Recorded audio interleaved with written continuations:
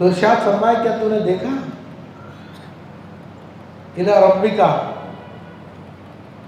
اے محبوب صلی اللہ علیہ وسلم کیا تم نے اپنے رب کو نہ دیکھا؟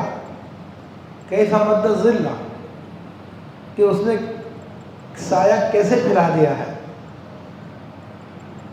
سایہ ایک عام حقیقت ہے جس کو ہر شخص جانتا ہے، خود اپنے سائے کو بھی دیکھتا رہتا ہے، دیگر اشیاء کے سائے کو بھی دیکھتا رہتا ہے۔ تو اب اللہ تبارک تعالیٰ اس سائے کو مثال کے طور پر بیان فرما رہا ہے۔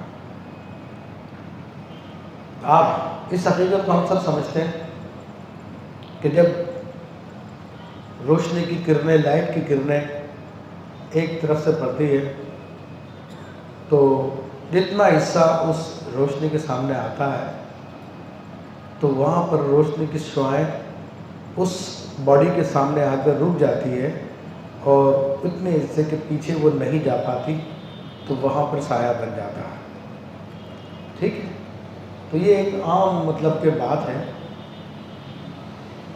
اور یہاں پر جس کی طرف اشارہ فرمایا خاص وہ وقت ہے جو طلوع فجر سے لے کے طلوع آفتاب تک سے پہلے تک کا وقت ہوتا ہے۔ تو وہ ایک ایسا وقت ہوتا ہے کہ جس میں پوری زمین پہ سایہ ہوتا ہے، پوری زمین کے اوپر روشنی ہوتی ہے مگر سایہ بھی ہوتا ہے۔ پھر جو جو سورج اوپر چڑھنا شروع کرتا ہے تو سایہ پھر پیچھے کی طرف جانا شروع ہوتا ہے۔ سورج چڑھتا جاتا، سایہ کم ہوتا جاتا، یہاں تک کہ سورج جب بالکل اوپر آ جاتا ہے تو سایہ بالکل چھوٹا سا ہو جاتا ہے۔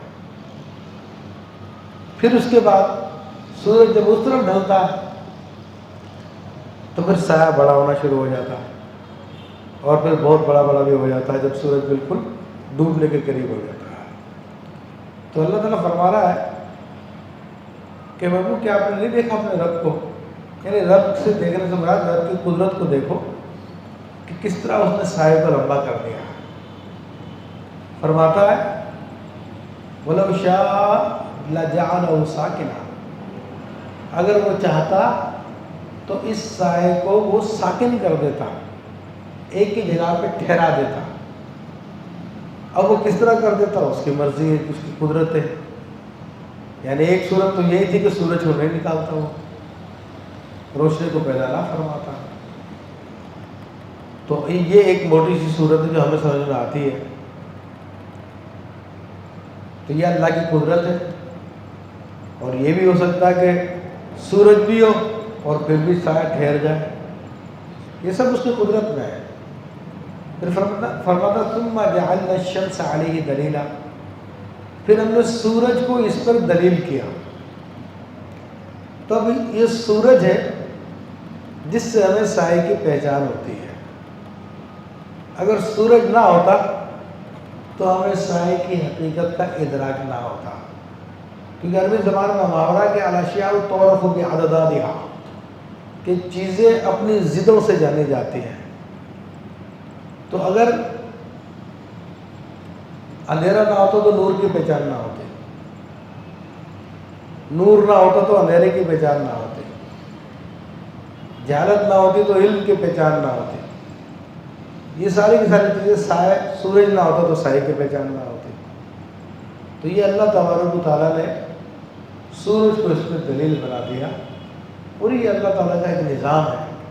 اب اس کے اندر کتنے فائدے ہیں وہ ایک الگ بات ہے کہ سورج کا نکلنا وہ کتنے فائدے کا باعث ہے، اور سائے کا چھا جانا یہ کتنے فائدے کا باعث ہے۔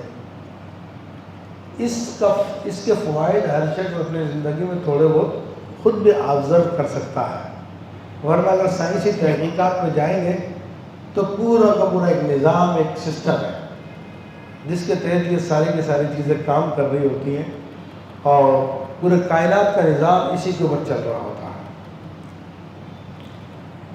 پھر فرمایا کہ ثم قبضناہ الینا قبضا یسیرا، پھر ہم نے آہستہ آہستہ اسے اپنی طرف سمیٹا۔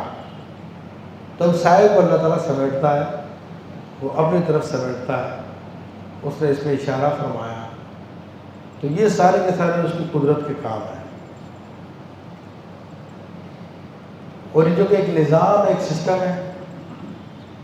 تو سسٹم جو ہے بغیر سسٹم چلانے والے کے نہیں چلتا.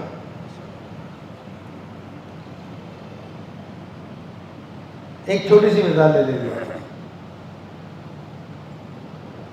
پتنگ اڑاتے ہیں لوگ، جب تک ڈور اڑانے والے کے ہاتھ میں رہتی تو پتنگ ہوا میں رہتی ہے، اڑتی ہے. لیکن جیسی ڈور اس کی کٹ جائے، اس کے ہاتھ سے چھوٹ جائے تو پھر وہ جا کے گر جاتی ہے. تو ایک چھوٹی سی پتنگ ہے،